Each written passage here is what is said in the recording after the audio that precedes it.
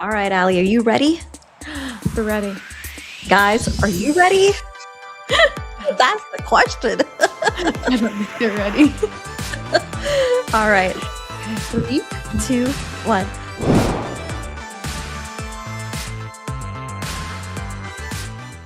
We are doing a little comparison then versus now of being a pet owner. I feel like I have heard a lot of stories, even from my own friends and family, of their personal experience of how they used to treat their dogs when they were growing up, the dogs that they had in their house versus the pets that they have now. And it is honestly very funny to kind of see those comparisons. So I'm really excited to get to talk about it. Awesome. Yeah, I bet. I mean, it's the way we treat our dogs. I mean, they're just so spoiled compared to what I'm imagining how animals were treated, how pets were treated, way back in the day. And just like the different philosophies behind it. And so yeah, let's get into it. Absolutely. So, one of the first ones I want to talk about, my aunt brought this one up, and I really didn't even think about it until she had mentioned it. When she was growing up, her pets used to sleep, on the floor, either in a dog bed or just like on the ground in some capacity. And now her dog is cuddled up next to her in bed every single night, gets tucked in, has like a little bedtime routine, has his own blanket. It's a whole thing. And I feel like that is not how it used to be at all. And I'm not saying that everyone does it, but I definitely feel like there are more families now that are getting those dog houses and the big, whole to do instead of just like a bed on the ground. And so it's very interesting to kind of see the comparison. Yeah, I know. I mean, pets now, they're more than just a companion. They're like a family member. And some get even treated better than a family member. And it's so funny that you mentioned doghouse because we actually in our bedroom, I know I talked about it last episode where I was talking about like how our dogs sleep on the bed with us and we have these two couches pushed up on the bed. We also have a big doghouse in the master bedroom. Yes. Yes. How does it fit in the master bedroom? It fits. It fits. Oh. We built it ourselves and we found a design. It's not an octagon, but it's like hexagonal shape in a way. There are stairs where you can climb up the stairs and they can kind of rest on top, which no dog has done that because the way we built the stairs, the steps are too small. Um, and then I'll find a picture and I'll add the picture here so you guys can see it. And then they can sleep in the house and there's like these little curtains with these little drapes hanging off. Oh my goodness. I'm like picturing like a treehouse essentially, but just in your master bedroom is how Kind my of. brain is picturing this. I'm very excited to see how this looks because that sounds Kind so fun. of. Also, I'm impressed that you built it yourself. You guys built it yourself. That's good for you. That Well, really wasn't me. It was my husband. I think I had a part in like choosing the color and choosing the type of drapes, but yeah, significant contribution regardless. obviously. Yeah, so let's talk about dog nutrition. So Mhm. dog nutrition back then versus now, I mean, it's so different, because like I said, people are really starting to treat their pets as like a family member versus just a companion, versus just oh, this is something that's going to guard my house and sit outside, for the most part anyways. And so I feel like nutrition has just changed. They're feeding them better food. People are more cognizant and they care more about what their pets are eating. They're spending more money, more resources, and doing more research on what's actually good for the pet. So I feel like that's how I've seen that there's a shift in dog nutrition for the most part. Absolutely. I feel like I kind of have 2 points for this. I think that when we started seeing essentially equal dog food delivery brands to human food delivery service brands, that's Yes. when we started to see the shift in terms of pet nutrition. I mean, I can think of at least five different commercials I've seen for some sort of like healthier alternative to dog food that gets delivered to your house that's easier for you to make and provide to your dog. And it's really taken a huge turn, I feel like, in the past, even, 5 years. Just it's Right. been incredible. My uncle he used to feed his dogs better than he would feed their family. Like, buy steaks for the dogs to eat every single night. His German shepherds were his baby, but they're eating potatoes, over in the kitchen. So it was, yeah, yeah. His dog's nutrition was his top priority always, even over his family. So it was a very interesting dynamic. But the dogs really did eat well, and it does make a difference in their lives, and how they're able to either perform their job if they are some sort of providing some sort of service, but even just to live a happy, healthy, and fulfilled life. It's better Yeah. than providing them with human food that does not sustain what they're supposed to be eating, obviously. So. Yeah. So, all right. Awesome. Well, you guys, that was a really quick recap. We could go on this topic forever of, just then versus now and how that's shifted. But time to get into behind the brands. This is where the segment where we really talk about what's going on behind my pet peeve, what we're working on and what you guys can expect. And really, any questions that you guys have, please feel free to comment it below because we'd love to answer those questions and really get to know our community. So, Allie, let's start with you. What's going on with your brand concierge influencer piece? Absolutely. So I am still working on kind of squaring out some of the kinks as I have more meetings with different UGC creators who are interested in working with us. Their questions are raising really good points that are helping me kind of shape different scenarios that, you wouldn't always think about, or that until it's mentioned, you're like, oh, okay, that makes sense. For example, obviously some people's pets don't always have accidents. They have them every now and again, but they may not have them every day.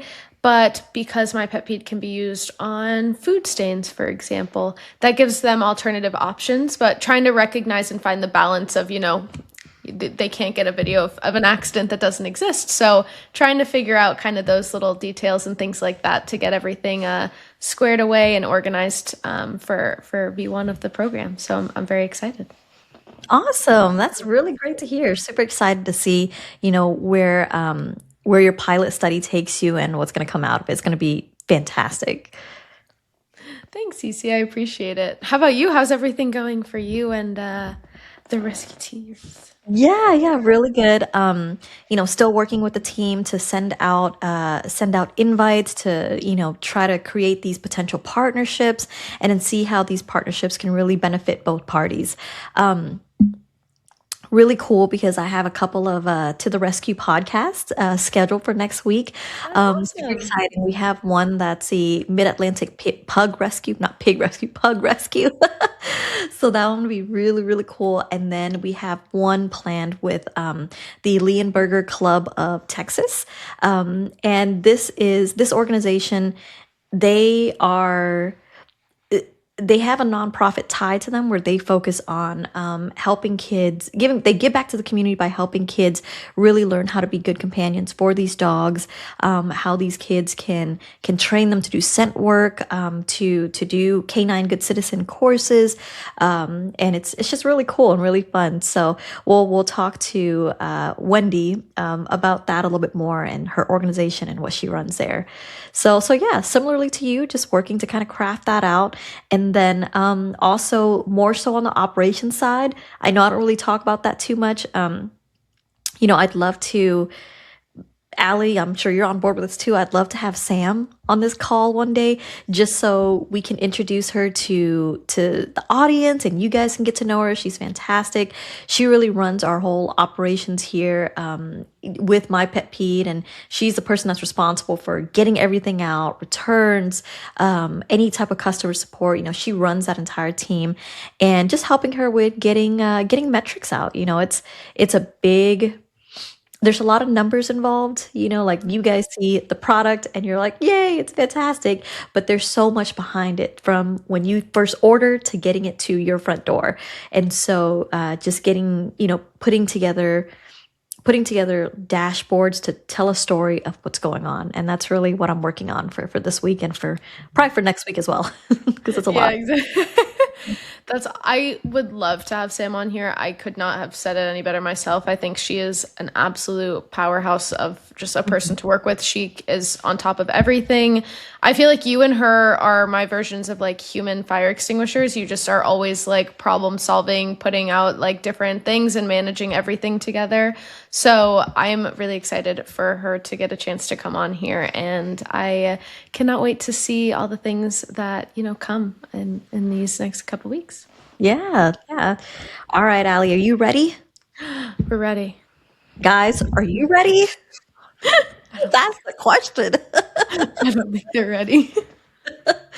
All right. Okay. 3, 2, 1. Hot Hot takes. takes. Yes, we did it. That's so funny.